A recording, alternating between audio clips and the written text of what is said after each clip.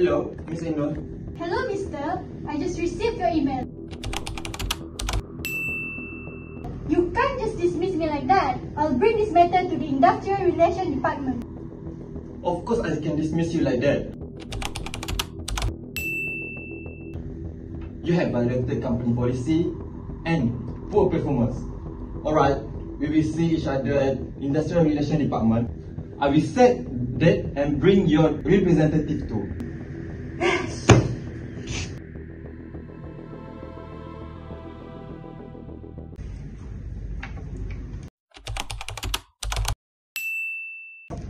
Hello, Assalamualaikum, good morning.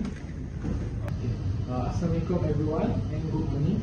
So this is a conciliation proceeding under Section 20 Clause 1 of the Industrial Relations Act 1967. So we are here today to resolve a dispute with Ms. Ainul, the former employee, and Mr. Irfan, who is the employer. The employee claims they have been dismissed without just cause or excuse, and the employer, the Mr. Irfan, want to argue that the dismissal was based on poor performance and multiple violations of company policy. So before we start, may I hear who are the parties I am with today? Hi, my name is Ryan. I am employers trade unionist,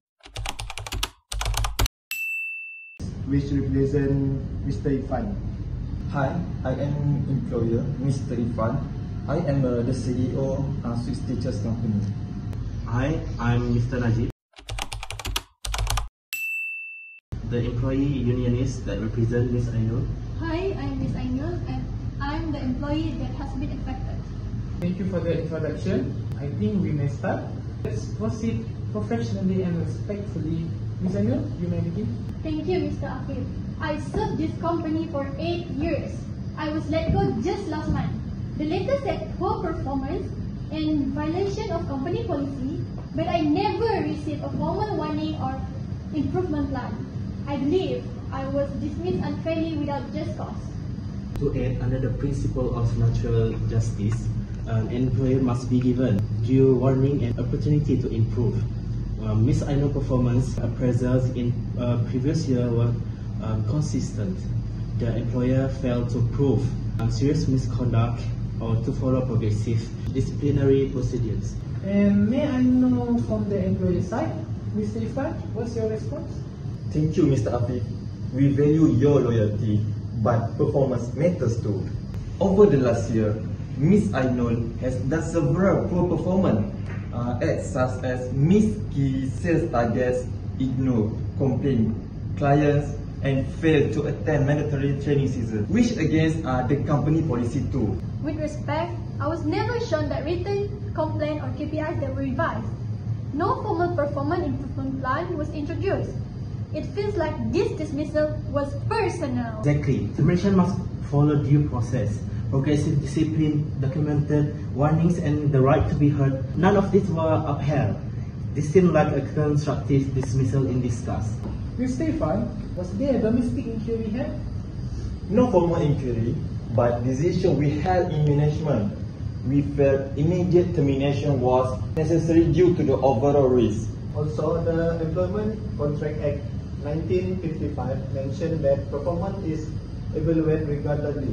The company gave leeway but eventually had to act for operational reasons. For now, I will adjourn this session first, and please come back in 2 hours. And after that, I will make my decision and the efforts for this conciliation proceeding. If unresolved, the matter may proceed to the industrial court. I will see you guys in 2 hours. Have a good lunch. So what do you think, Mr. Ryan? Do you think we have to lead this proceeding? Yes, of course. Mr. Najib, I'm not that confident. Don't worry, Ms. Ainul. Keep believing and have faith. Assalamualaikum. Good afternoon. Welcome back.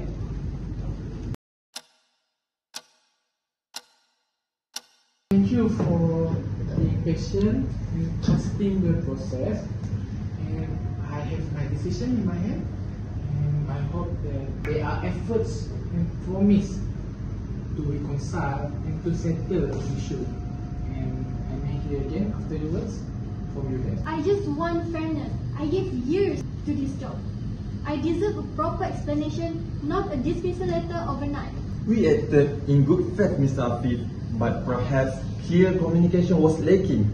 We are open to a fair resolution. May I ask again to Ms. Aino, do you still want to continue working in the company? Obviously, no. I feel betrayed. So I have decided that when an employee reaches company policy or consistently underperforming, employee should respond thoughtfully and fairly, and there should be a due process which identify issues, initiate a formal warning process, conduct a meeting, and develop a performance improvement plan, and also monitor and review progress, and therefore afterwards there should be a final decision and determination if necessary, and condition for termination is a breach of a misconduct, a big misconduct, and all steps previously taken was not addressing the issue. So I think that to the employer side, they have failed to do so, and they have lacking so many procedures they should follow. Obviously, if there is a wrongful termination, there is a legal remedies for it. So I have decided that compensation is the most suitable and the right solutions for the consideration today to Ms. Aino. Mr. Irfan, what do you say? If it had been closure, we are prepared to offer a compensation payment and revise Ms. Aino's service record to reflect a mutual separation rather than termination. That's a start. I just didn't want my career to end with a stand. If the record is amended and a fair compensation is offered, I am willing to move on.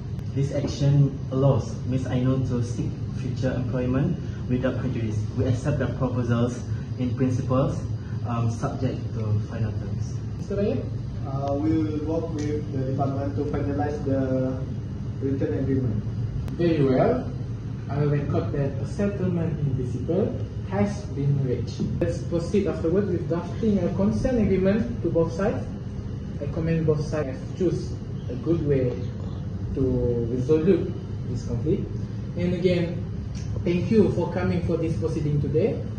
And I hope this will not happen again in the future for both sides. Thank you, and this session adjourned.